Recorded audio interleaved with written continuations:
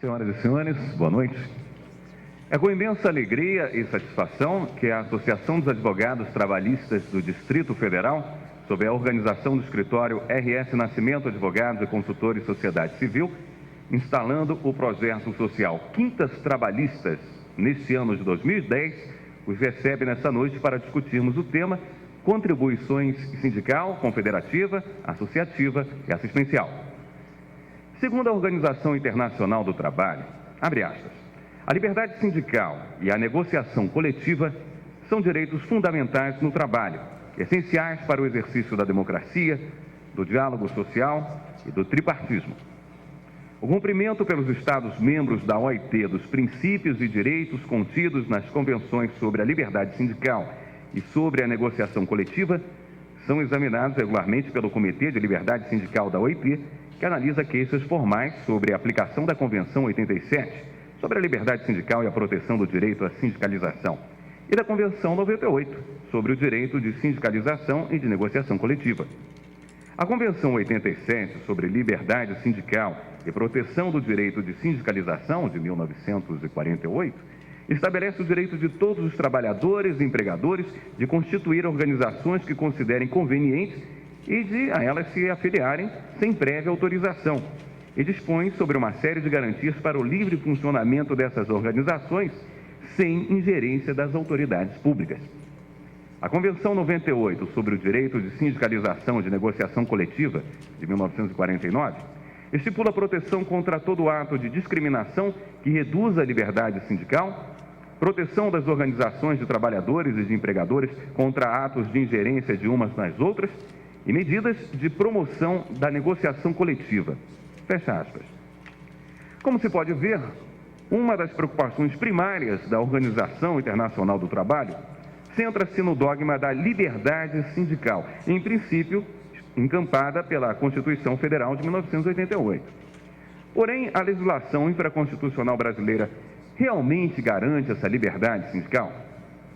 Esse é o questionamento que a Associação dos Advogados Trabalhistas do Distrito Federal apresenta para os debates desta noite, para o que contará com as honrosas participações dos expositores convidados e com as intervenções dos presentes.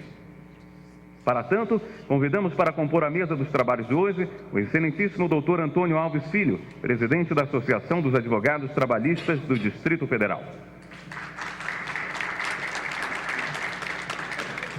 O excelentíssimo senhor presidente da Ordem dos Advogados do Brasil, seção do Distrito Federal, doutor Francisco Caputo Bastos, e sensível ao projeto Quintas Trabalhistas, cedia esse evento. O excelentíssimo doutor Francisco Luciano de Azevedo Frota, juiz titular da Terceira Vara do Trabalho do Distrito Federal, representante da Magistratura do Trabalho da 10ª Região. O excelentíssimo doutor Márcio Sávio Cavalcante Lobato, representante da Associação dos Advogados Trabalhistas do Distrito Federal.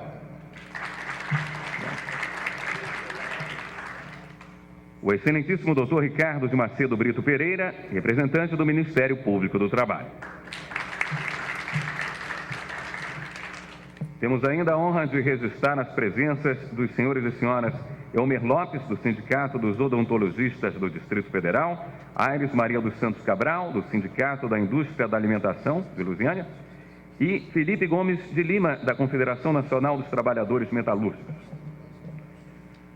Para a abertura dos trabalhos desta noite, passamos a palavra ao doutor Francisco Caputo Bastos, excelentíssimo presidente da Ordem dos Advogados do Brasil, seção do Distrito Federal, para a saudação aos presentes. Excelentíssimos componentes da mesa, eminente plateia, para nós da Ordem dos Advogados do Brasil, é uma grande honra sediar um evento científico dessa natureza, promovido pela presidência e diretoria da Associação dos Advogados Trabalhistas. Nós, que assumimos recentemente a direção dessa importante entidade da sociedade civil, estamos de braços abertos para todas as sugestões de eventos dessa natureza, porque são fundamentais para o aprimoramento das instituições jurídicas e do nosso direito. Então, em nome da Ordem dos Advogados do Brasil, eu saúdo a presença de todos e declaro aberta essa sessão. Gostaríamos de convidar também o doutor Emens Pereira, vice-presidente da Ordem dos Advogados do Brasil, seção do Distrito Federal, que presidirá os trabalhos desta noite.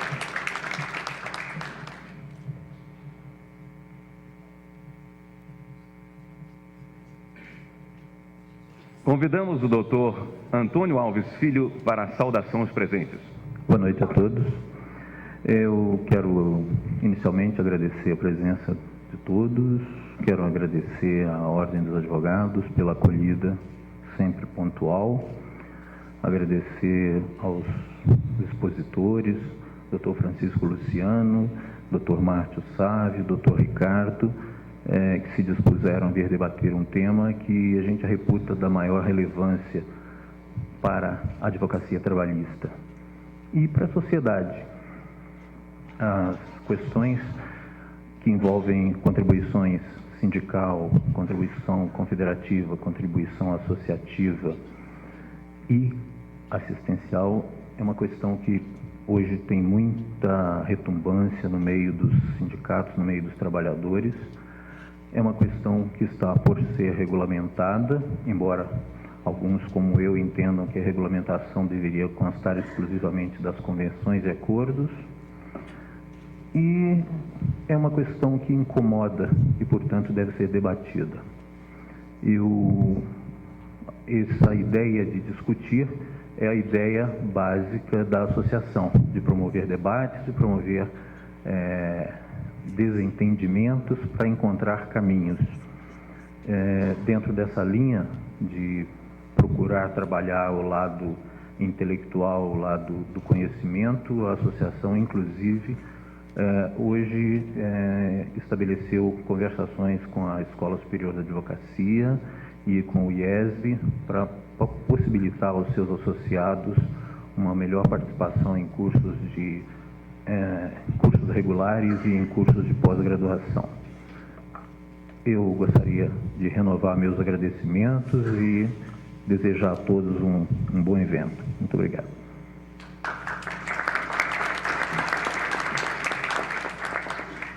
O artigo 8º da Convenção OIT número 87 prevê que, abre aspas, no exercício dos direitos que lhes são reconhecidos pela presente convenção, os trabalhadores, entidades patronais e respectivas organizações são obrigados, à semelhança das outras pessoas ou coletividades organizadas, a respeitar a legalidade. Fecha aspas. Não obstante isso, considerando-se a obrigatoriedade que a legislação brasileira impõe a empregados e empregadores, mesmo que não filiados, manter financeiramente o sistema sindical brasileiro, ouviremos as ponderações do primeiro expositor desta noite, o Dr. Francisco Luciano de Azevedo Frota, que, nascido no Ceará, é formado pela Universidade Federal do Ceará, juiz do trabalho desde 1993, atualmente juiz titular da Terceira Vara do Trabalho de Brasília e diretor do Fórum de Brasília. Especialista em Direito Constitucional pela Universidade de Brasília, o Dr. Francisco Luciano de Azevedo Frota presidiu a Amatra 10 no biênio 2003-2005, integrou a diretoria da Anamatra no biênio 2005-2007 e participou de várias bancas de concurso para a magistratura do trabalho da 10ª e 14ª regiões. Com a palavra, o Dr. Francisco Luciano de Azevedo Frota. Boa noite. Eu gostaria de agradecer inicialmente o convite que me foi formulado pela doutora Regilene, o convite que me foi em nome da Associação dos Advogados Trabalhistas do Distrito Federal, entidade que convive com a gente diuturnamente nas lides forenses, e na pessoa aqui do Dr. Antônio Alves Filho, que é um advogado, além de um advogado militante e brilhante, é um amigo. Agradecer a acolhida da Ordem dos Advogados do Brasil, cumprimentar os meus colegas de bancada, Dr. Márcio e o Dr. Ricardo Pereira, cumprimentar o Dr. Emens, que foi ex-presidente da Associação dos Advogados e hoje vice-presidente da OAB. Dizer assim que eu estou extremamente incomodado porque me colocaram aqui para debater com dois luminares do direito coletivo e de fato são, e eu não estou aqui fazendo nenhuma justificativa prévia do fracasso da minha exposição, mas eu depois entendi que eles adotaram a teoria das bodas de Caná, né? Ou seja, o melhor vinho vem por último. E talvez tenha sido por isso, e acertadamente, eu vou falar primeiro, mas são pessoas que que certamente vale muito a pena ouvi-los e que são luminares na área de direito coletivo. Bom, o tema que me foi passado foi a discussão da contribuição sindical, o famoso e antigo imposto sindical, frente ao princípio da liberdade sindical. Na verdade, é muito complicado a gente, e aliás, discutir a contribuição sindical, é preciso fazer um histórico do sindicalismo, de como essa contribuição sindical surgiu, em que áreas essa contribuição sindical foi instituída. Até a Primeira Guerra, em 1914, nós vivíamos num ambiente de absoluta liberdade sindical. De liberdade, a onda liberalizante, a onda liberal era que prevalecia, né? A conquista do direito de associação na França e na Inglaterra e as organizações de classe tinham ampla liberdade na sua Constituição. O problema foi após a Primeira Guerra, quando sobreveio essa onda do corporativismo que constituía, né, a disciplina jurídica do Estado fascista assumido pela Itália. Mudou, os ventos mudaram, né, em relação àquela onda liberal que vinha até a Primeira Guerra. No Estado fascista, segundo as palavras do próprio Mussolini, tudo está no Estado. Nada humano, nem espiritual existe e tem valor fora do Estado. Na verdade, era um sistema autoritário de dominação caracterizado principalmente pela mobilização da representação política por um único partido de massa, pela exaltação da identidade nacional e pela superioridade do Estado sobre os indivíduos e as associações. E esse Estado fascista tinha como documento jurídico básico a conhecida nossa Carta del Lavoro, que expressava no seu teor a ideologia fascista, conferindo poderes ao Estado de intervir nas relações econômicas, nas relações sociais, nas organizações, fazendo com que o Estado prevalecesse sobre os indivíduos e sobre as associações.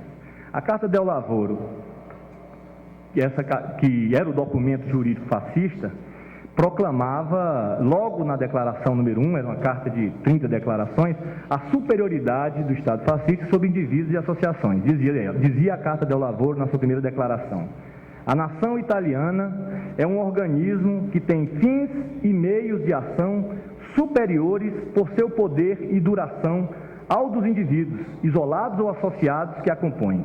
É uma unidade moral, política e econômica que se realiza integralmente no Estado fascista. Portanto, o Estado fascista tinha essas características: controle absoluto do Estado de todas as ações individuais e coletivas. O controle da pluralidade ideológica tinha que ser controlada e manipulada sempre em favor do Estado. Não se admitia no Estado fascista a luta de classes, porque se entendia que a luta de classes ela contrariava os próprios interesses do Estado. E daí a luta de classe era sufocada pela intervenção. As organizações de classe no Estado fascista, elas eram conhecidas e reconhecidas tão somente como instrumentos de ação do Estado. Ou seja, no Estado fascista não se admitia que as associações, as organizações sindicais, as organizações de classe de uma maneira geral, agissem livremente. Era preciso que o Estado controlasse a ação dessas associações. E trouxeram, daí porque eles trouxeram para o ambiente público todas as discussões em relação à defesa de interesses de categorias. A declaração 3 do Estado fascista trata da organização sindical, dizia o seguinte: a organização sindical profissional é livre, mas só o sindicato legalmente reconhecido e submetido ao controle do Estado tem o direito de representar toda a categoria de empregadores ou de trabalhadores para a qual é constituído. Ou seja, é livre. Vocês podem criar associações que vocês quiserem, mas só vale o sindicato que o Estado reconheça. A gente já está conhecendo bem essa história, quem viveu 50 anos com a CLT desse jeito, né? Então, esse era o modelo democrático, o modelo corporativo, o modelo totalitário do Estado fascista. Com o fim da Segunda Guerra, com a derrota do fascismo, o sindicalismo europeu começou a se desvincular dessas ideias fascistas e começou a prevalecer esse modelo democrático de liberdade sindical e de autonomia coletiva. Esse modelo de liberdade sindical veio exatamente como um contraponto a essa ideologia fascista. E quais eram os valores principais embutidos nesse princípio da liberdade sindical? O pluralismo, que o Estado fascista não admitia, e o não intervencionismo, que o Estado fascista abominava. À luz do direito internacional, tem algumas peculiaridades que são importantes frisar. A liberdade sindical foi o primeiro direito fundamental consagrado formalmente em um tratado internacional, através da Declaração de Filadélfia, em 1944, e logo depois pela Convenção 87 da OIT. E também o primeiro dos direitos fundamentais em que se estabeleceu um mecanismo para controlá-lo, ou seja, um mecanismo de proteção do cumprimento desse princípio da liberdade sindical, que é exatamente o Comitê de Liberdade Sindical, que atua desde 1951, onde, ligado à OIT, que recebe queixas, reclamações de descumprimento pelos Estados nacionais das normas de liberdade sindical. E tem muita força, diga-se de passagem. Mas o documento internacional mais importante referente à liberdade sindical é, sem dúvida nenhuma, a Convenção 87 da OIT, que o Brasil ainda teima em não ratificá-la. A Convenção 87 estabelece, no artigo 2, os trabalhadores e os empregadores, sem distinção de qualquer espécie, terão direito de constituir, sem autorização prévia, organizações de sua escolha, bem como o direito de se filiar a essas organizações, sob a única condição de se conformar com os estatutos das mesmas. Ou seja, o que estabelecia a Convenção 87? Direito de constituir sindicatos, sem autorização prévia do Estado. Liberdade de filiação, manter-se ou não filiado, mas, sobretudo, liberdade de escolha de qual sindicato eu queira me filiar. Isso já fere profundamente o que nós temos hoje, que é a unicidade sindical. Liberdade de organização, que envolve a elaboração de estatutos, as eleições livres, a possibilidade de constituir federações, confederações, filiar organismos internacionais. Liberdade de ação, isso preconizado também no princípio da liberdade sindical da Convenção. Os sindicatos têm livre direito de dizer que tipo de ação política ele vai exercer para defender os direitos da categoria, como a greve, por exemplo, que tipo de movimento político eles vão fazer, proteção contra atos antissindicais, garantia do livre exercício das ações sindicais, estabilidade do dirigente, fundamental, não discriminação de sindicalizados dentro das empresas. Hoje, para se ter uma ideia, a OIT tem 177 Estados-membros, dos quais 142 Estados já ratificaram a Convenção 87. E o Brasil continua teimando em não ratificar por uma pressão política de um segmento do empresariado e, diga-se de passagem também, de um segmento do movimento sindical que também tem interesse na preservação dos sindicatos tutelados pelos Estados. A liberdade sindical, é importante dizer que o Brasil não ratificou a Convenção 87, mas em 1988, a OIT editou uma declaração de princípios e direitos fundamentais do trabalho, afirmando o compromisso de todos respeitarem e promoverem os direitos fundamentais, dentre os quais a liberdade sindical, aplicável a todos os Estados-membros, mesmo aqueles que não ratificaram a Convenção 87. Ambiente jurídico e ambiente político para se aplicar na sua inteireza a liberdade sindical já pela Constituição de 1988, nós temos.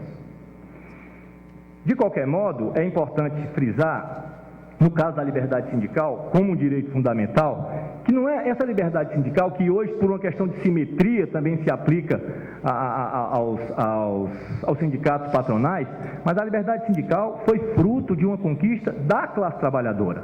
É um direito que pertence, de fato, aos trabalhadores. A liberdade sindical, os destinatários da liberdade sindical são, de fato, os trabalhadores a quem merece e se deve os princípios protetivos dessa liberdade. O associativo patronal, que na verdade pegou uma carona na luta dos trabalhadores pela liberdade sindical, não tem origem na mesma origem da luta dos trabalhadores. Na verdade, a associativo patronal tem origem na liberdade de associação clássica, liberal, do direito de associação. Mas não houve uma luta preconizada dos patrões ou da classe patronal pela liberdade. Liberdade sindical é princípio que deve ser visto como uma conquista dos trabalhadores, da classe trabalhadora, voltada por interesse dos trabalhadores. O que é importante se analisar nessa questão da liberdade sindical é que o ambiente em que ela preconiza é de um ambiente de pluralismo político e ideológico, e esse é um princípio nosso de Estado, que é um fundamento da Constituição da República. A liberdade sindical proporciona ainda diversidade de centros de poder e de interesse. A liberdade sindical proporciona democracia, liberdade associativa para possibilitar participação política ampla. Assim, no plano do direito internacional, gente, mesmo não tendo ratificado a OIT, o Brasil, por todas as normas e tratados de direitos humanos fundamentais, e principalmente depois da aprovação da OIT dessa declaração de princípios, tem sim compromisso com os princípios e garantias da liberdade sindical. Mas o que é que a gente assistiu e continua assistindo?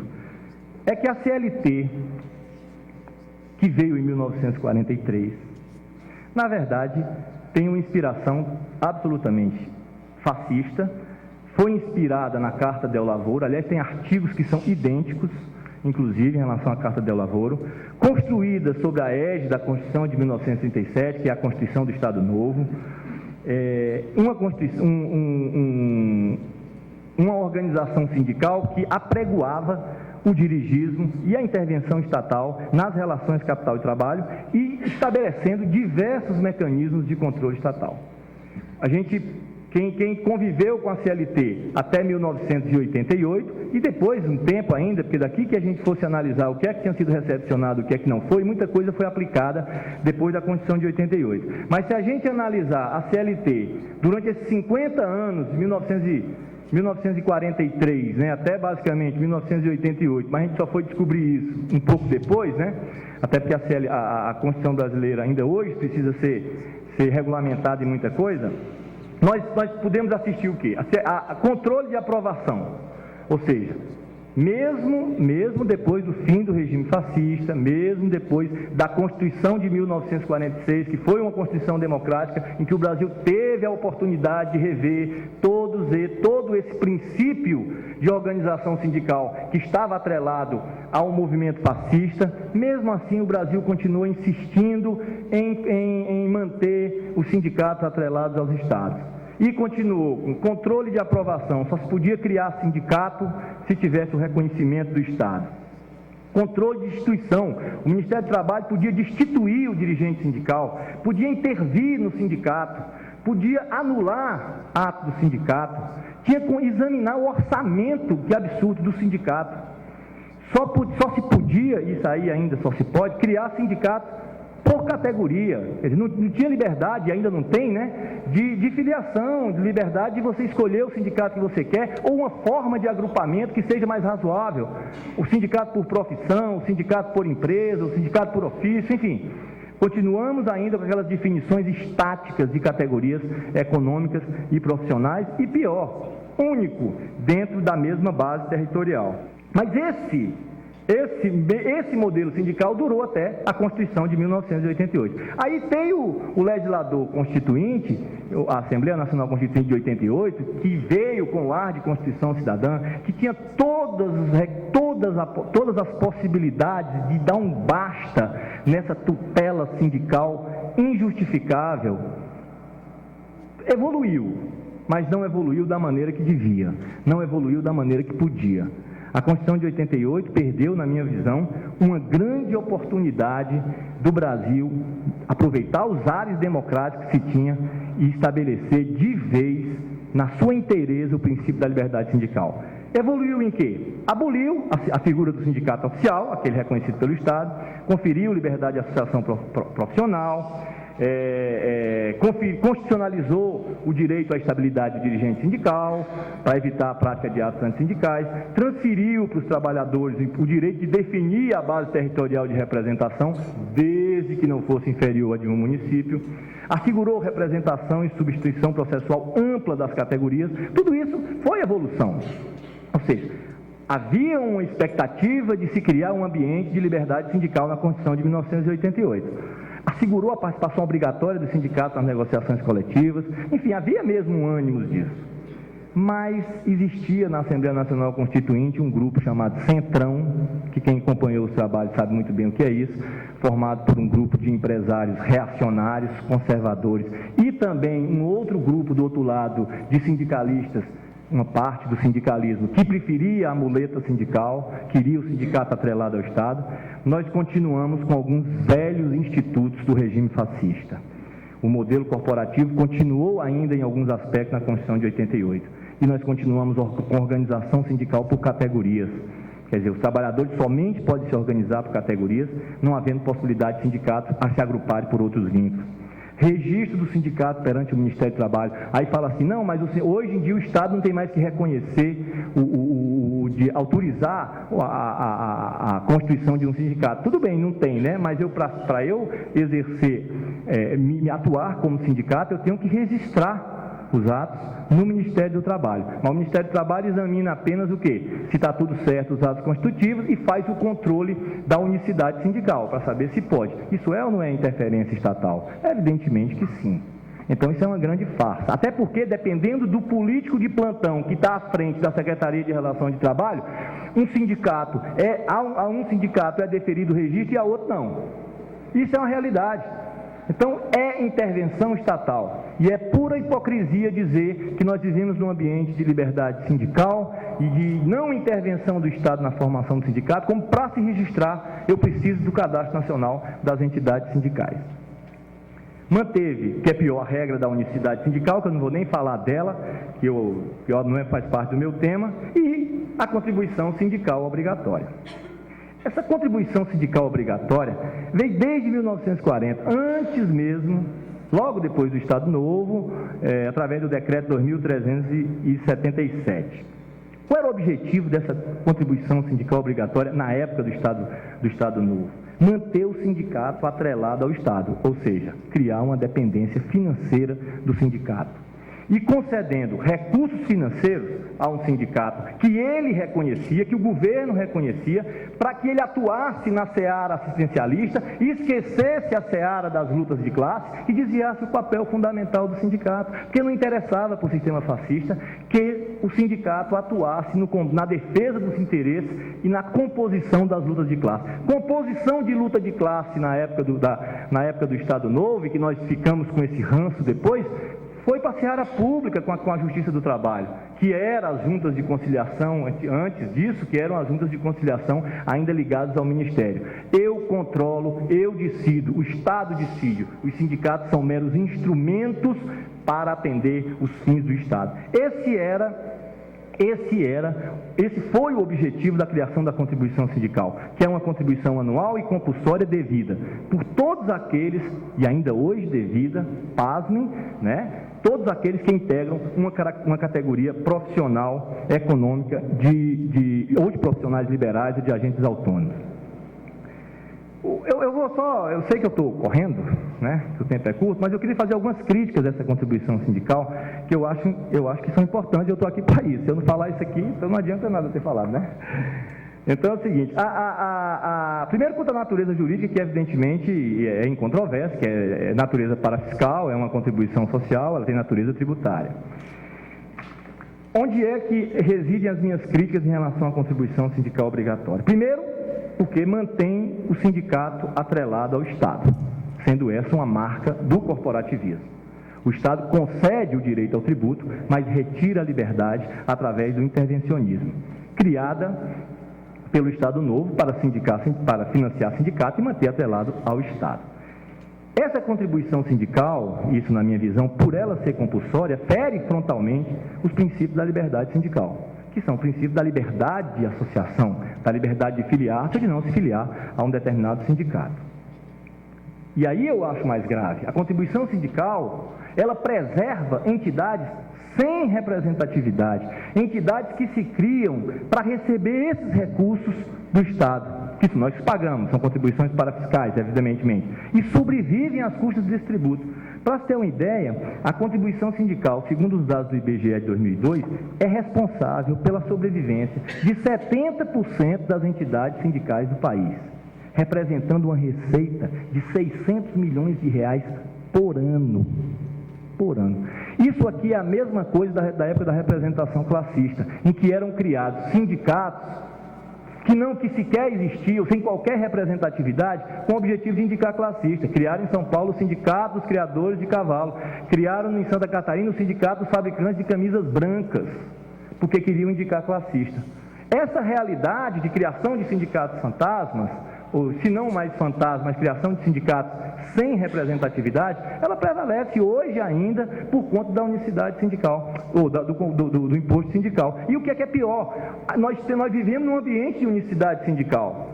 Se já tem um sindicato criado numa mesma base territorial, defendendo uma mesma categoria, ainda que ele esteja sem representatividade, não se pode criar outro, porque obedece à anterioridade. E fica esse sindicato, que não precisa de dinheiro, não precisa de filiado, porque não precisa de dinheiro dos filiados, porque todo mundo contribui para ele, assinando negociação coletiva, vinculando todos os integrantes da categoria. Isso é sério, isso é muito grave. Contribuição sindical acomoda as entidades. Sindicato que é sindicato que é forte, ele tem que buscar recursos no trabalho que ele exerce como defensor da categoria. Sindicato tem que ser desatrelado totalmente do Estado, tem que conquistar afiliados pelo seu trabalho e conquistar representatividade e legitimidade pelo trabalho que ele exerce. E isso é tão verdade. O projeto de reforma sindical, ele prevê, esse projeto que está em curso lá no Congresso, que vai demorar mais uns 20 anos, ele prevê a substituição das 4 contribuições que a gente tem, né, a sindical, a assistencial, a contribuição associativa e a contribuição confederativa, por 2. Uma chamada contribuição negocial, que se assemelha à contribuição assistencial que nós temos hoje, devida por sócios e não sócios, mas aí ele está tirando a contribuição sindical compulsória, é devida por sócios, fixada pelo sindicato, não tem atrelamento com o Estado, e a outra contribuição associativa, que é devida pelos sócios da entidade. Por todo esse contexto, e eu só está me cabendo falar aqui, mas depois eu vou pitacar em relação aos temas dos outros colegas, sobre as outras contribuições sindicais, é que está na hora do Brasil tomar uma atitude com relação à liberdade sindical. A Constituição de 88 enganou a gente, não vou dizer que não evoluiu no que tange à liberdade sindical. Evoluiu, evidentemente, muita coisa, muitos desses artigos do direito corporativo, muitos desses artigos inspirados na Carta del Lavoro, hoje não tem mais aplicabilidade, não foram recepcionados pela Constituição. A coisa era muito pior, mas nós ainda vivemos num ambiente em que há a muleta sindical, em que há dirigismo e intervencionismo do Estado, em que a maioria das entidades sindicais ainda dependem dessa contribuição perniciosa para o movimento sindical. Muito obrigado.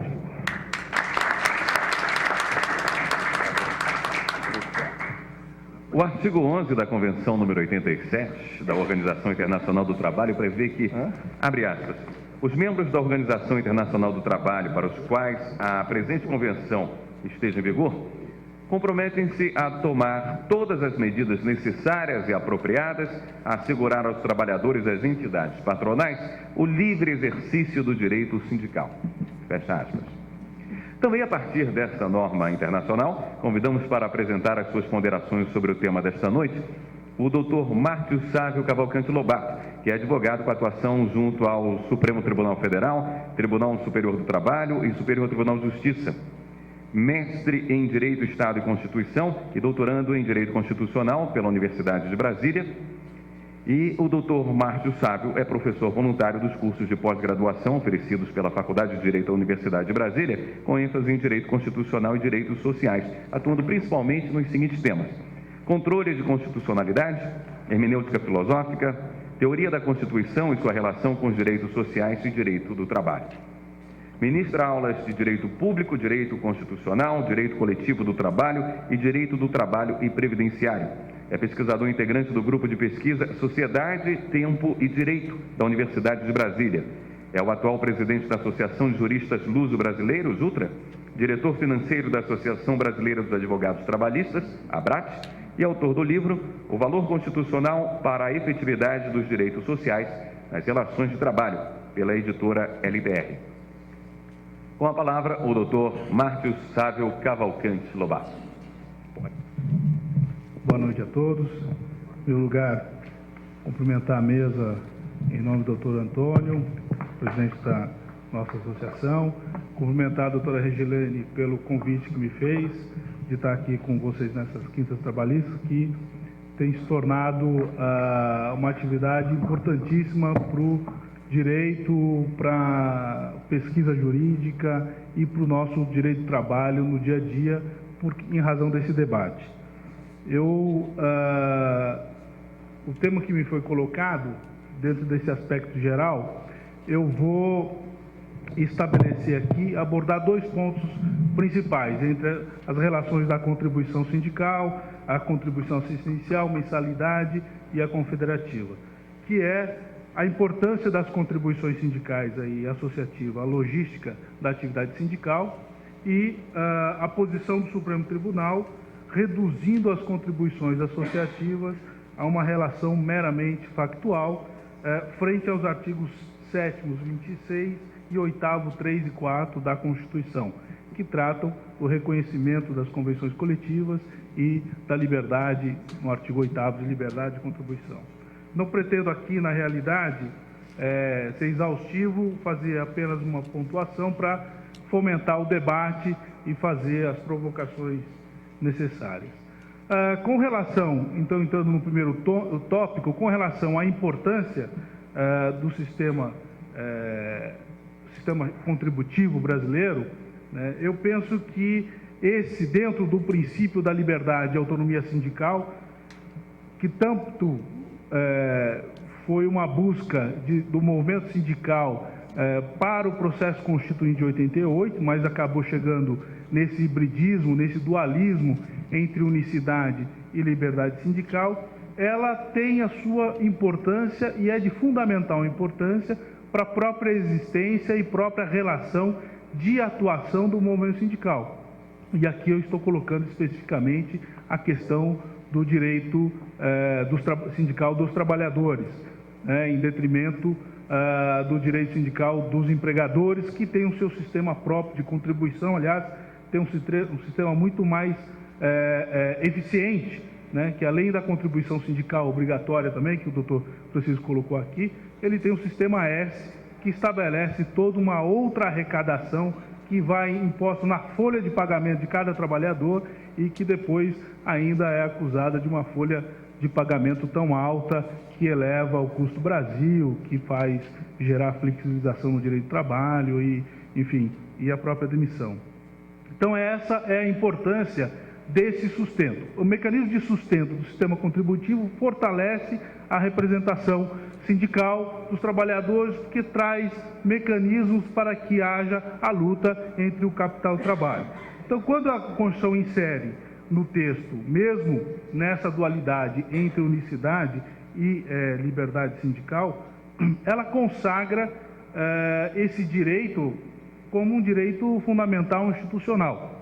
E aqui, utilizando um pouco as palavras de Jorge Miranda, que esse direito coletivo ele passa a ser fundamental porque os trabalhadores têm um direito fundamental individual, direito ao trabalho e, portanto, têm um direito fundamental institucional a ter uma organização sindical que os represente eficazmente.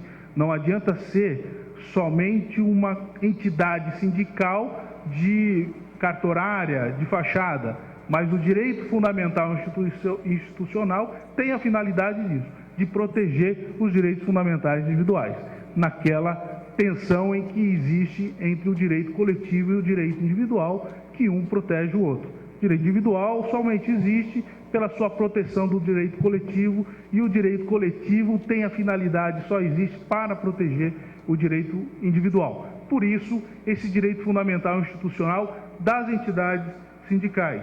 E aí, é a partir desse princípio, unicidade e liberdade, mas também de dois grandes princípios constitucionais, que nós temos que analisar esse sistema e esse debate todo do sistema contributivo brasileiro, que são os dois princípios entre liberdade e igualdade, né? A liberdade e igualdade, princípios constitucionais que estão amplamente consagrados e que vêm fortalecer o nosso artigo 1º da Constituição, que é um Estado democrático de direito. É a partir dele, liberdade e igualdade, que eu fortaleço o Estado democrático de direito, e aqui na concepção que tanto o Estado tanto quanto o direito são democráticos e, portanto, participativos, e por isso a finalidade de uma contribuição que tenha a atuação ativa de todos os que vão se beneficiar de determinada norma. Esse sistema, por exemplo, então tem a finalidade desse sustento. E aí, eles foram alçados exatamente a âmbito constitucional, porque antes tinham o seu limite na legalidade, ou seja, estavam impostos como no direito na CLT, e agora tem alguns na Constituição, portanto foram constitucionalizados. Então nós temos dentro da relação regras e princípios. Os primeiros, antes da Constituição, esse sistema era meramente de regra e, portanto, a partir da Constituição passou um princípio constitucional, passou um sistema constitucional de contribuição, né? Então, nesse aspecto, eu posso afirmar, como sempre tenho afirmado, tanto nos meus trabalhos, nos meus escritos, que esse sistema contributivo ele está inserido dentro de uma concepção entre os princípios constitucionais da liberdade e autonomia sindical, que estão consagrados no artigo 8º da Constituição, no seu caput, independentemente do seu próprio sistema. Então, a partir desse conceito da Convenção 87, como foi lido aqui do artigo 11 da Convenção 87 da OIT, aonde ela estabelece que a liberdade, que deve haver liberdade para assegurar aos trabalhadores e às entidades patronais o livre exercício do direito sindical, e aí aqui está consagrada a autonomia sindical, porque fala de trabalhadores e de empregadores, na sua liberdade de atuação, de autogoverno, de autonomia do exercício pleno da sua representatividade, e o próprio disposto no artigo 2º da Convenção 87, que coloca como princípio de liberdade ao garantir a atuação livre, sem interferência e sem intervenção. Então, o artigo 2º da Convenção 87 traz esse conceito de liberdade sindical. E aí eu faço um parênteses rápido para dizer que por isso que eu tenho insistido muito de que liberdade sindical não se confunde com pluralidade sindical. Liberdade sindical é um conceito e pluralidade sindical é um outro conceito, e que ambos não convivem mutuamente, né? Muitas vezes a gente discute liberdade dentro de um conceito de pluralidade, porque o conceito de pluralidade, por exemplo, convive com o conceito de categoria, convive com intervenção do Estado. Agora, o conceito de liberdade não pode conviver com qualquer sistema de controle entre a representação, entre a autonomia estabelecida. Portanto, é nesse aspecto que deve ter essa atuação, né, que é a necessidade de um mecanismo independente aí de sustentação financeira, quer para as representações dos trabalhadores, quer das patronais. E é a partir dessa independência é que nós vamos estabelecer a compatibilidade de uma liberdade ou uma pluralidade sindical. Então, hoje, como nós temos o nosso sistema contributivo, contribuição sindical, como colocou o doutor Francisco, a contribuição confederativa, essas duas de âmbito prevista na Constituição, muito embora a primeira apenas remissivamente, né, quando vem dizer independentemente da prevista em lei, né, e a contribuição assistencial, taxa de fortalecimento, taxas de negociação e a mensalidade associativa, que estão previstas diretamente na CLT. Portanto, nós estamos dentro desses 4 sistemas contributivos, eu tenho 2 constitucionais e 2 legais estabelecidos dentro dessa proteção. Então, enquanto a contribuição sindical está no artigo 8º, nós não podemos ler, portanto, e interpretar ou aplicar fora do contexto de liberdade e igualdade. E por que eu insisto nisso? Quando eu faço essa leitura a partir do princípio da liberdade, constitucional da liberdade, eu tenho evidentemente que ler o texto a partir do contexto estabelecido na Constituição. Ou seja, não posso deixar de lado a existência da liberdade de associação, da liberdade negativa. Portanto, quando eu estabeleço um sistema contributivo para garantir a representação do sindicato, eu tenho necessariamente que garantir o direito de liberdade, o direito de liberdade individual. Eu tenho liberdade coletiva de instituir a contribuição, mas eu tenho a liberdade individual de aderir ou não àquela contribuição. Por isso que estabelecemos a não obrigatoriedade do sistema contributivo. Por isso a contribuição sindical, por ser natureza tributária e compulsória, assim como a confederativa, o Supremo entende que é só para os associados, né? Por quê? Porque ela fere esse princípio da liberdade. Então, independentemente do sistema, se é constitucional ou legal, eu tenho que garantir a liberdade de filiação ou a liberdade de adesão àquele sistema de contribuição. E aí é por isso que eu estabeleço o princípio da liberdade, ou seja, o princípio maior da Constituição da liberdade envolve a liberdade e autonomia coletiva e a liberdade individual, como tensão constitutiva para a realização de direito fundamental. Então, nesse sentido, é que esse sistema contributivo, por exemplo, quando eu busco a sua interpretação, eu não posso interpretar isolado, nem com a necessidade de compulsoriedade da contribuição e muito menos com a total ausência da contribuição, né? Ou seja, estabelecer mecanismos de que não haja qualquer sistema de contribuição, porque senão eu nego, ao mesmo tempo que eu afirmo uma liberdade, eu nego a outra liberdade, né? E nesse contexto de contribuição sindical e compulsória, obrigatória, e dentro desse contexto de um sistema de liberdade, eu encontro, na realidade, que o princípio de liberdade garante, a partir da sua aplicação, a famosa liberdade sindical, né? Então, como é que eu interpreto o texto da Constituição se eu tenho a razão de um dualismo? Eu sei que é um dualismo a Constituição, mas como é que eu afirmo e não a nego dentro do seu próprio texto, né?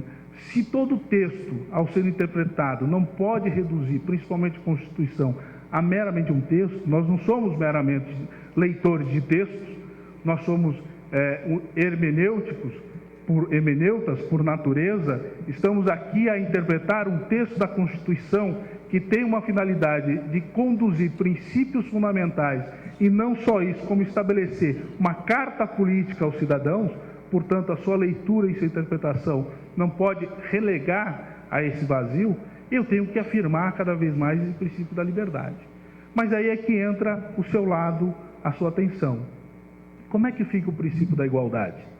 Como é que eu estabeleço o princípio da igualdade entre uma relação individual, entre a relação daqueles que não contribuem e que recebem os mesmos benefícios, daqueles que atuam ou os que deixam de atuar e ao mesmo tempo recebem as suas todas aquelas os benefícios estabelecidos ou outros mecanismos de fortalecimento.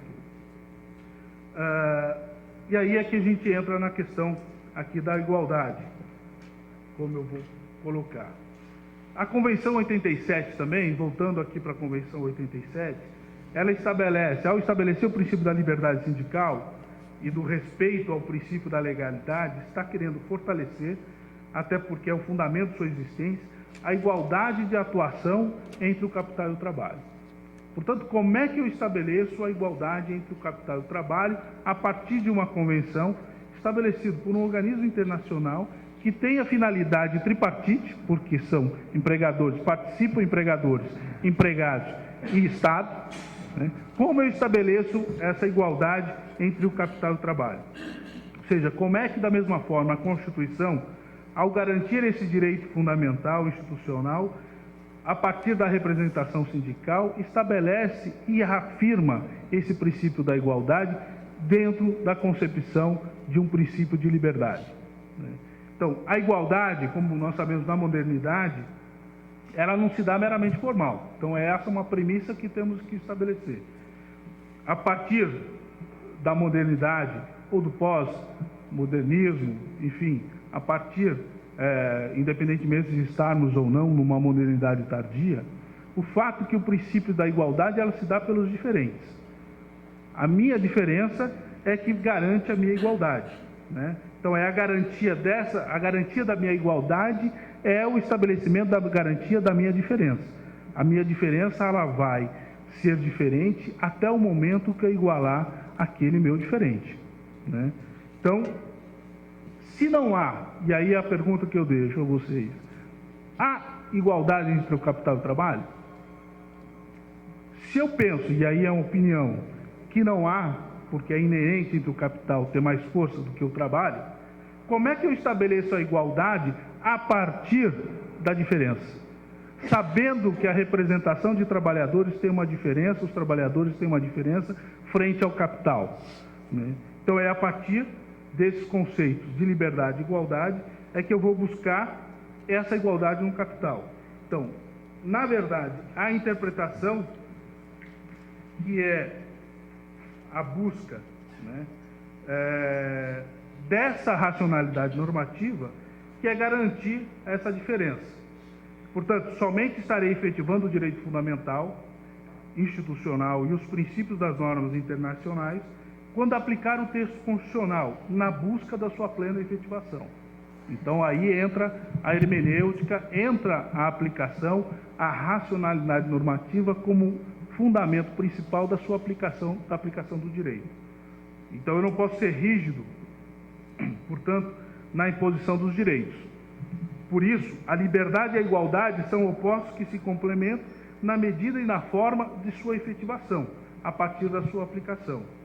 Se eu impuser o princípio da liberdade sobre o da igualdade, estarei, na realidade, impondo uma redução de representatividade e o aumento de desigualdade. Dou exemplo. A aplicação pura e simples do conceito de liberdade de associação poderá gerar o enfraquecimento da representação. E isso o Comitê de Liberdade Sindical, por exemplo, pontuou o Estado do Paraná em 1999 para 2000, porque o Estado do Paraná se recusou a fazer o desconto em folha das mensalidades sindicais dos servidores públicos de todo o Estado. E o Comitê de Liberdade Sindical da OIT pontuou como violador essa atitude, violadora aos princípios de liberdade sindical da Convenção 87, porque uma entidade sindical de trabalhador sem sustentação financeira não é entidade sindical. Ele não vai poder atuar dentro da sua representação. Portanto, a necessidade, o financeiro, o enriquecimento, não enriquecimento na palavra mais pesada do termo, mas o enriquecimento da entidade a partir da sua contribuição é o que trará essa representação. Mas também nós podemos chegar ao momento em que, se eu liberar o sistema de cobrança, eu vou permitir os excessos, como ocorreram no início dos anos após a promulgação da Constituição de 88. Taxas de 80%, 20%, um salário, o valor do reajuste, enfim, a gente acaba partindo e permitindo esses excessos a partir dessa liberdade.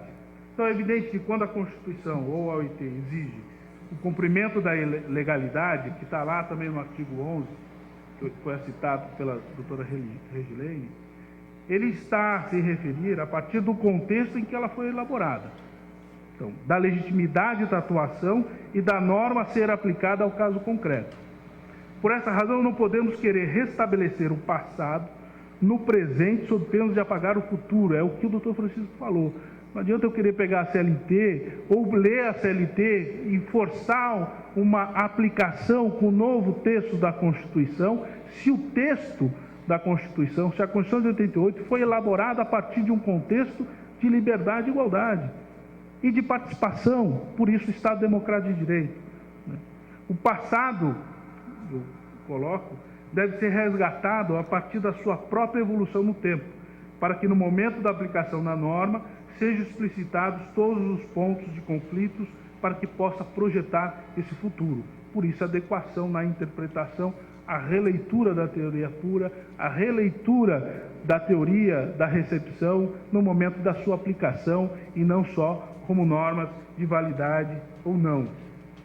E nessa releitura, por exemplo, eu me lembro do precedente normativo 76 do TST, que estabelecia o direito de desconto a todos os trabalhadores da taxa assistencial, mas lhe garantindo o direito de oposição. Está aqui naquele precedente 76 os dois princípios da liberdade e igualdade. A liberdade de atuar e contribuir, a igualdade para todos e a igualdade daqueles, frente à sua liberdade, de poder opor aquele desconto, dentro da forma mais democrática, que é a própria realização da Assembleia e a partir da sua liberação e participação. Então, agora eu passo a entrar rapidamente, que já está terminando meu tempo, nesse segundo ponto, que é a posição do Supremo Tribunal, com relação aos artigos 7º, 26 e 8º da Constituição, em razão deles reduzirem, na verdade, muitas vezes, esse sistema contributivo a meramente um texto. É evidente, e aí, quando a gente lê as decisões do Supremo Tribunal Federal, isso são fatos, é evidente que o Supremo Tribunal Federal, quando julga as contribuições assistencial e contribuição, eles as confundem. Eles não têm o conceito do que é contribuição confederativa e o que é contribuição assistencial. Ora ele fala em confederativa, ora ele fala em assistencial, por isso que saiu a súmula 666 do confederativo. E o Tribunal Superior do Trabalho veio e abocanhou, estendendo para assistencial, também confundindo, ou por inocência, mas há essa confusão clara, porque antes nós tínhamos um precedente que garantia o direito de oposição. Então há uma clara posição do Supremo de não entender. Mas esse fato nos remete a uma outra análise, que eu vou fazer bem rapidamente, que quando ele remete à análise infraconstitucional, quando o Supremo diz, e há decisões da época do Sepúlveda, de que dizia que a matéria não era constitucional, porque era o artigo 513-E da CLT que era interpretado, mas o direito de oposição era uma garantia de um direito constitucional no Estado Democrático de Direito, portanto, ele dizia que a oposição é um direito também estabelecido, ele remete essa questão à análise de legalidade e legitimidade. O que é legal e o que é legítimo? Se nós vamos pensar aqui rapidamente na concepção kelseniana, a legitimidade da norma se dava pela sua elaboração. Ou seja, aquele que elabora é aquele que confere a legitimidade dela, e não aquele que aplica. Se nós pensarmos que legitimidade e legalidade numa reconstrução para essa racionalidade, a legitimidade da norma se dá no momento da aplicação. Portanto, não vai ser o texto de um acordo ou convenção coletiva que estabelece uma obrigatoriedade ou concede o direito de oposição que vai transformar a matéria em constitucional ou constitucional. Mas a legitimidade da norma vai dar na sua participação e no momento da aplicação. Se conceder o direito de oposição, você está garantindo o texto da Constituição dentro dos dois princípios da liberdade e igualdade. Mas se não conceder o direito de oposição, você está a impedir que os iguais se tornem diferentes e a diferença a partir da igualdade se quebra e diminui a própria representatividade dos trabalhadores. Não que a contribuição compulsória seja a melhor do Estado Democrático de Direito, mas a contribuição sindical muitas vezes, é por isso a necessidade de uma hermenêutica constitucionalmente adequada, porque o artigo 8º, quando estabelece a contribuição confederativa, independentemente da contribuição legal já prevista, portanto a contribuição sindical, ele não manda descontar. Ele diz que há previsão. Portanto, se um sindicato, como há muitos sindicatos, que realizam a assembleia e dizem que não querem a contribuição sindical, não caberia ao Judiciário questionar a aplicabilidade do texto da Constituição como se ela fosse uma norma pura e uma norma concreta de aplicação. Então, há vários sindicatos que vão à Justiça pedindo, eu não quero desconto da contribuição sindical. Então, não é uma afirmação. E eu não posso interpretar o texto da Constituição como uma afirmação. Portanto, é nessa questão que eu acho que é importante do debate, já para finalizar aqui, do sistema de contribuição, a legitimidade, validade da norma e a participação.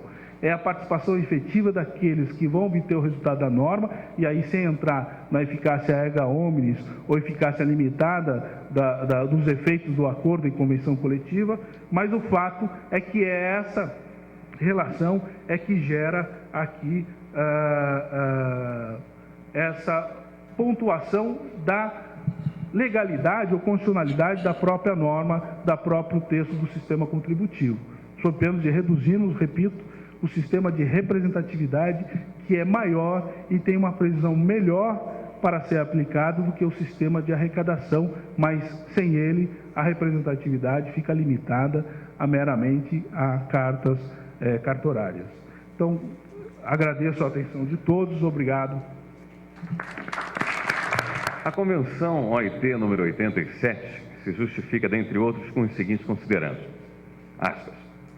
Que o preâmbulo da Constituição da Organização Internacional do Trabalho enuncia, entre os meios suscetíveis de melhorarem a condição dos trabalhadores, de assegurarem a paz, a afirmação do princípio da liberdade sindical, e que a Declaração de Filadélfia proclamou de novo que a liberdade de expressão e de associação é uma condição indispensável a um progresso constante. Fecha aspas. Diante disso, convidamos o nosso terceiro e último expositor dessa noite, o doutor Ricardo José Macedo de Brito Pereira, procurador regional do Ministério Público do Trabalho, doutor em Direito pela Universidade Complutense de Madrid, mestre em Direito pela Universidade de Brasília, especialista em Direito e Processo do Trabalho e em Teoria da Constituição, professor substituto da Universidade de Brasília. Atualmente, o doutor Ricardo Brito Pereira é o chefe de gabinete do Procurador-Geral do Trabalho. Coordenador do curso de Iniciação e Vitaliciamento dos Procuradores do Trabalho da Escola Superior do Ministério Público da União e foi membro da Coordenadoria de Recursos Judiciais da Procuradoria-Geral do Trabalho de 2004 a 2007. Procurador-chefe da Procuradoria Regional do Trabalho da 10ª Região no biênio 2007-2009 e membro do Conselho Administrativo da Escola Superior do Ministério Público da União nos biênios 2004-2006 e 2006-2008. O doutor Ricardo Brito Pereira também é autor do livro Constituição e Liberdade Sindical, pela editora LTR. Com a palavra, o doutor Ricardo José Macedo de Brito Pereira. Boa noite. Cumprimento inicialmente os integrantes da mesa, doutor Enzo, doutor Antônio, doutor Francisco Luciano, doutor Mártios. Agradeço o convite formulado pela doutora Regilene e a parabenizo pela organização das quintas trabalhistas e a eleição desse tema extremamente difícil. Eu já tenho aqui vários elementos trazidos tanto pelo doutor Luciano quanto pelo doutor Mártios. Gostaria de começar com a vinculação que existe entre Estado Democrático de Direito e liberdade sindical como direito fundamental. Não há democracia sem liberdade sindical. Não há democracia se os trabalhadores não podem discutir os seus problemas, não podem eleger estratégias de defesa dos seus interesses, não podem criar e se filiar a organizações que façam isso coletivamente e não no plano individual. E uma liberdade sindical efetiva pressupõe o custeio sindical. Como é que um sindicato vai agir se ele não pode fazer a manutenção do prédio onde funciona o sindicato, se ele não pode pagar os seus empregados? O sindicato precisa de dinheiro, e quanto mais dinheiro, melhor vai ser a sua atuação. Eu também não tenho dúvida com relação a isso. Agora, na minha opinião, sindicato precisa, hoje em dia, sobretudo, de mobilidade. Nós vivemos numa sociedade complexa, o sistema produtivo experimenta uma fluidez nunca existente antes. Tá? Então, o sindicato ele precisa de muita flexibilidade para conseguir desempenhar as suas funções de maneira satisfatória, ou seja, de conseguir defender os interesses dos trabalhadores e alcançar a melhoria das condições sociais desses trabalhadores. E aí entra a questão do modelo de financiamento da atividade sindical. E junto com o modelo de financiamento vem a questão do controle e, consequentemente, da autonomia. O modelo de financiamento público,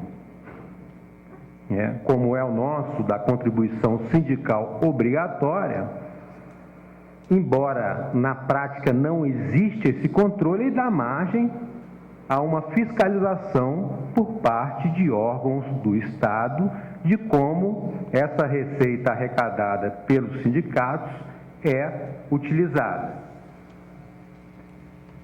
Foi uma opção constitucional a manutenção da expressão contribuição prevista em lei e se interpretou como a recepção pela Constituição de 88 da contribuição sindical prevista na CLT.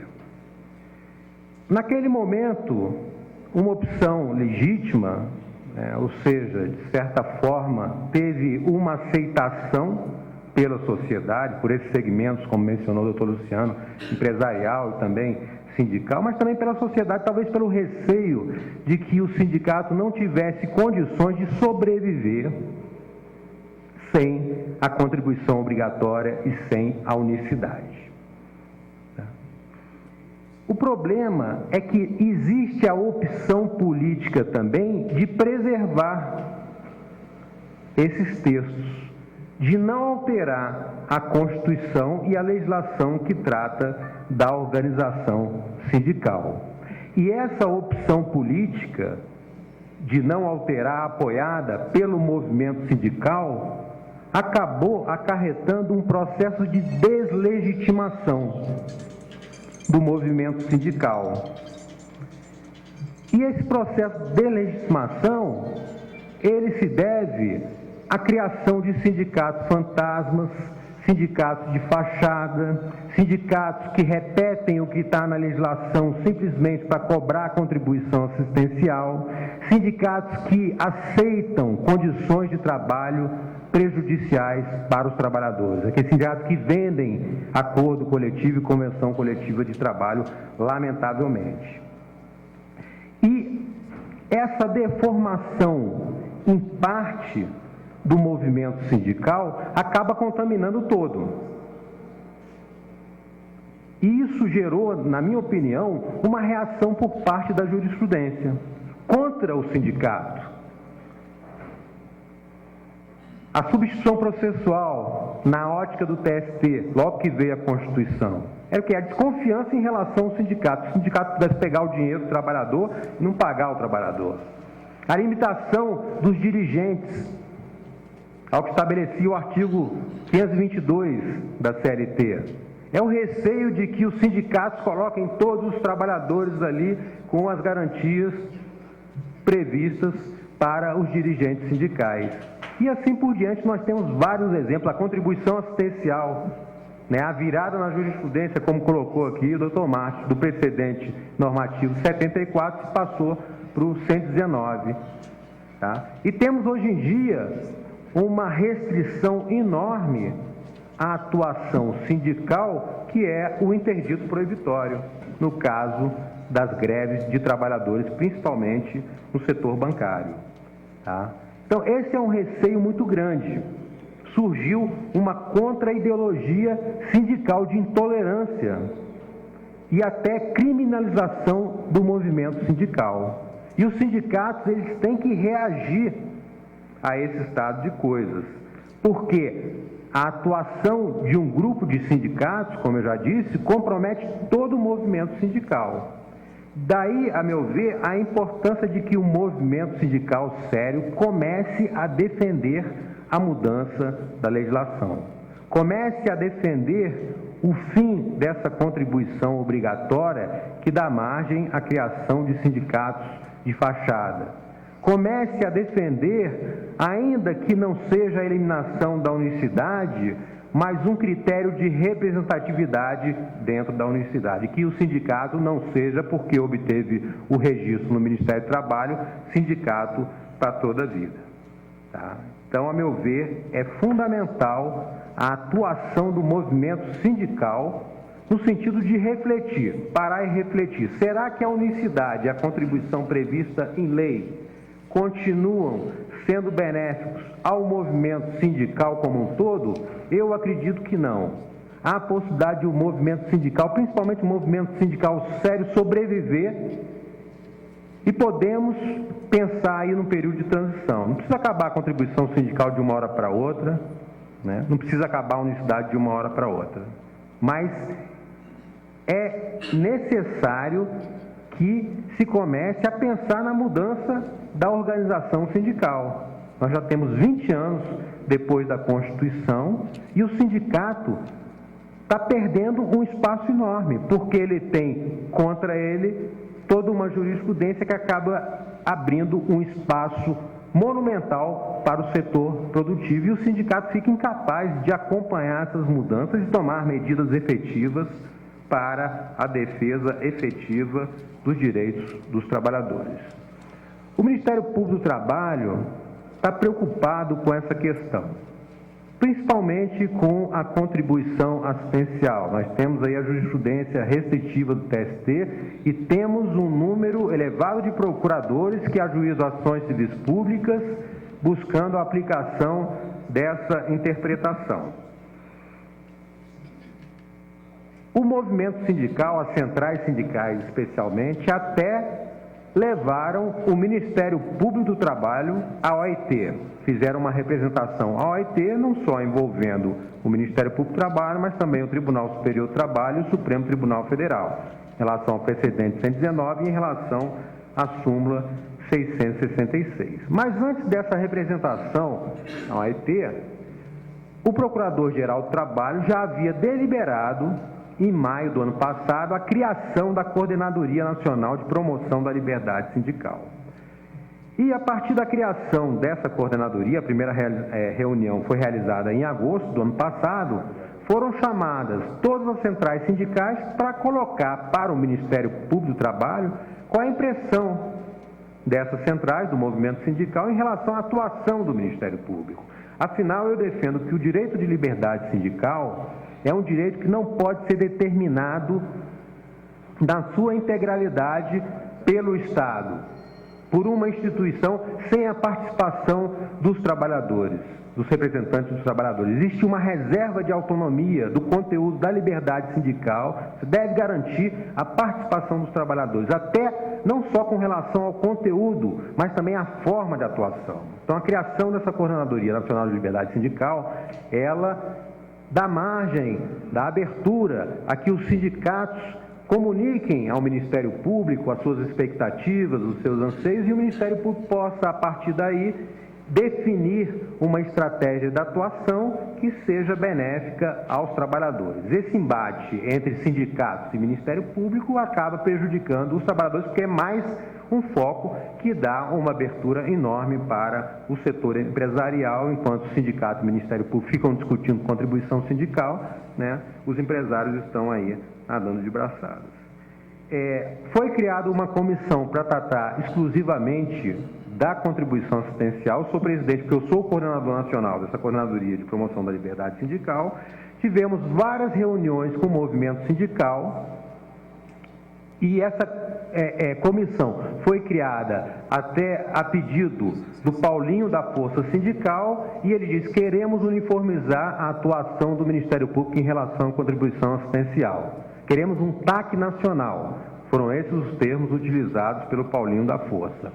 Aí o procurador criou a comissão, fez uma reunião, segunda reunião e nada. Né? Sentimos aquela resistência por parte dos representantes das centrais de firmar o TAC nacional como eles queriam. Aí percebemos que o movimento sindical está muito confiante no projeto de lei do senador Paulo Paim, que já foi aprovado no Senado Federal e está tramitando na Câmara dos Deputados. Segundo o projeto de lei, que no Senado recebeu o número 248 de 2006, a contribuição assistencial ela se destina ao financiamento da negociação coletiva e outras atividades sindicais.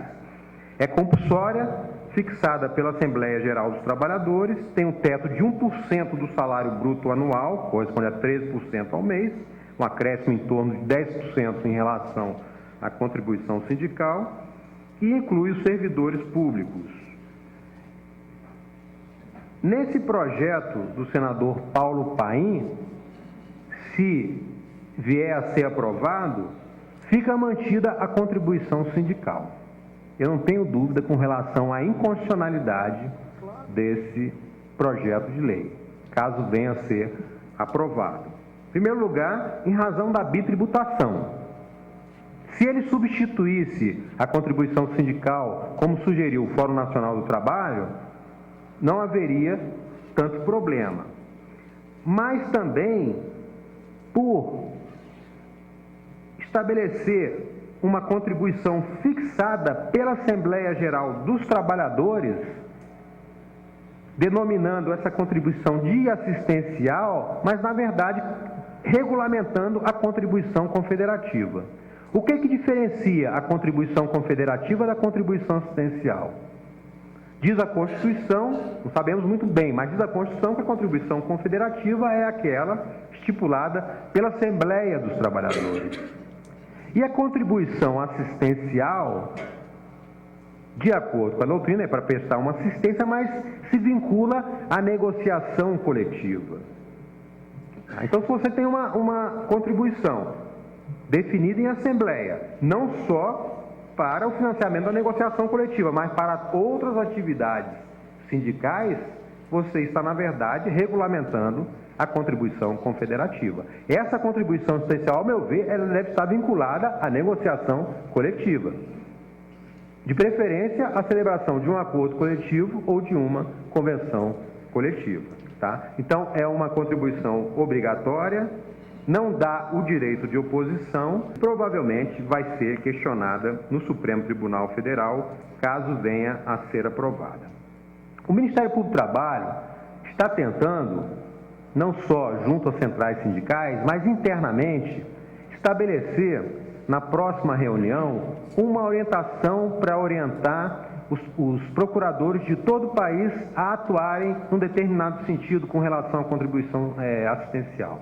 Tem procurador que aplica 119, tem procurador que firma TAC garantindo direito de oposição. Então, realmente, existe uma insegurança jurídica interna e também por parte do movimento sindical, que não sabe muito bem qual é a posição do Ministério Público. E a ideia, eu defendo, e essa comissão também, criada pelo Procurador-Geral, é que se garanta, se permita a contribuição assistencial de filiados e não filiados aos sindicatos, desde que haja a previsão do direito de oposição.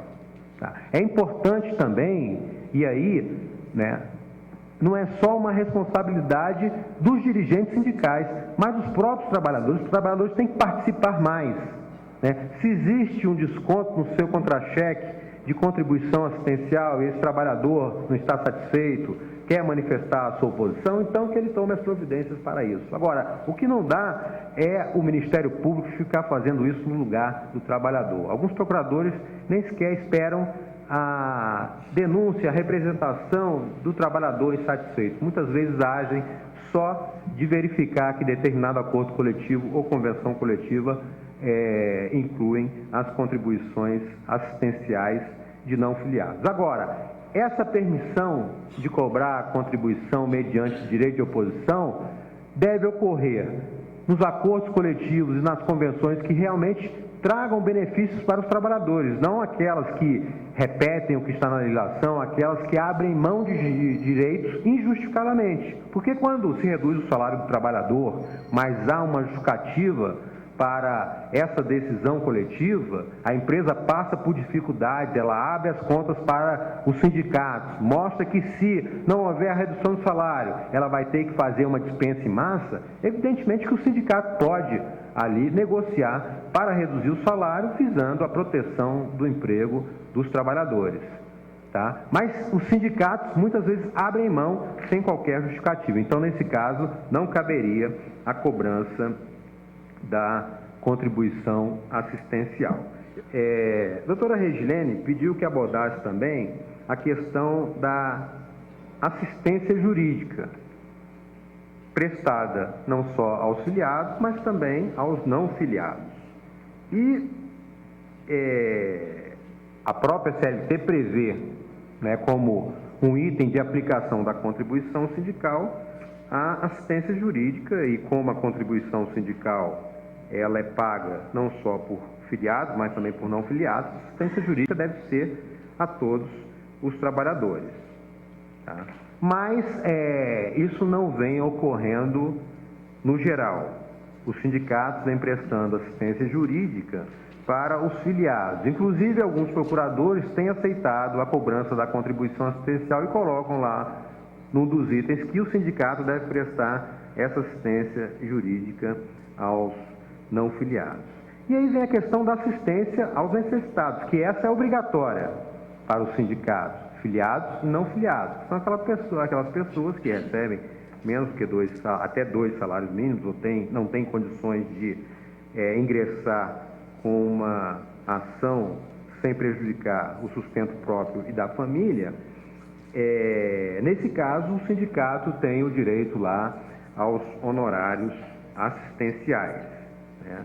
E uma discussão que tem surgido no Tribunal Superior do Trabalho é quando o sindicato atua não como representante, mas como substituto processual. E aí, ele teria direito aos honorários assistenciais? A primeira turma recentemente disse que sim, mas várias turmas entendem que não. A questão é muito complexa, porque a substituição processual é uma ação coletiva.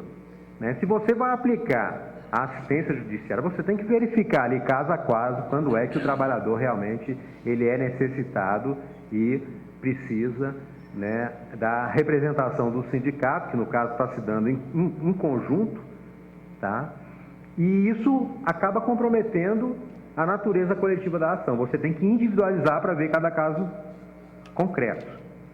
Tá? Por outro lado, se você reconhece o direito aos honorários assistenciais, quando o sindicato atua como substituto processual, você está promovendo o acesso à justiça. O sindicato ele vai ter interesse em entrar com o maior número de ações, de coletivizar as demandas, né? Esse é um ponto fundamental no Poder Judiciário brasileiro. Houve uma resistência muito grande em relação às ações coletivas e o número é elevado. A questão não é só essa do número de processos, mas se aceitasse com mais naturalidade as ações coletivas, evidentemente o número não seria tão preocupante, né? Principalmente nos tribunais.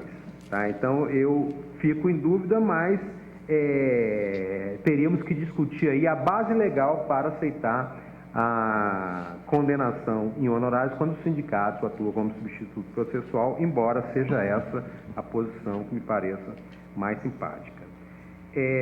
Eu queria fazer uma última provocação no tempo que me resta. Quando a Constituição fala contribuição prevista em lei, nesse ponto eu discordo do Dr. Marques. Eu acho que não é a contribuição da CLT. Contribuição prevista em lei pode ser qualquer contribuição, pode ser aquela, pode ser a contribuição negocial.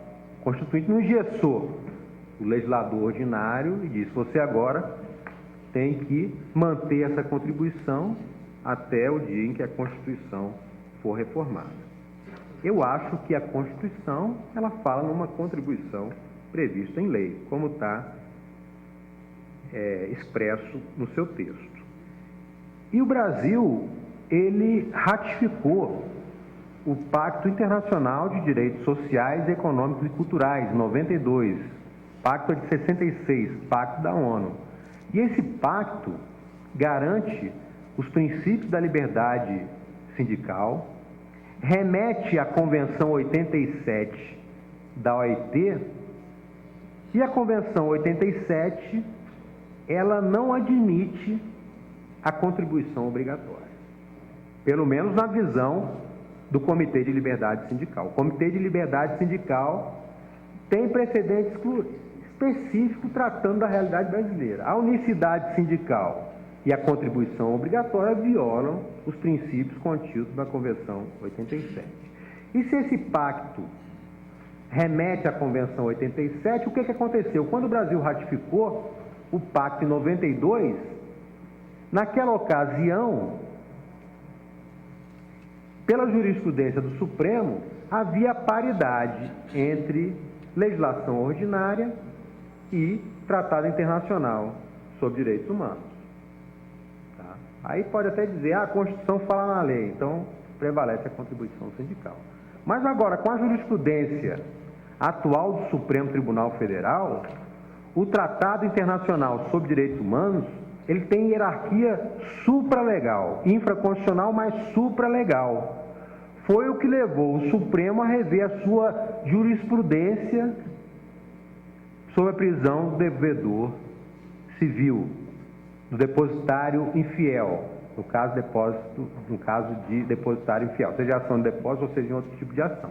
Hoje diz súmula vinculante, porque o Supremo aplicou essa jurisprudência.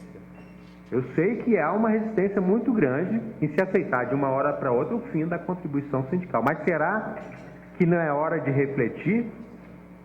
Acho que eu vou passar a defender esse posicionamento, viu, doutor Sávio? Que a contribuição sindical, ela não prevalece mais considerando o Pacto Internacional de Direitos Econômicos, Sociais e Culturais. É isso, pessoal. Agradeço a atenção e fico à disposição aí para os debates. Bom, antes de iniciarmos os debates, nós teremos um intervalo de 10 minutos e os interessados em debater deverão preencher e nos apresentar o formulário que está à disposição na entrada desse auditório.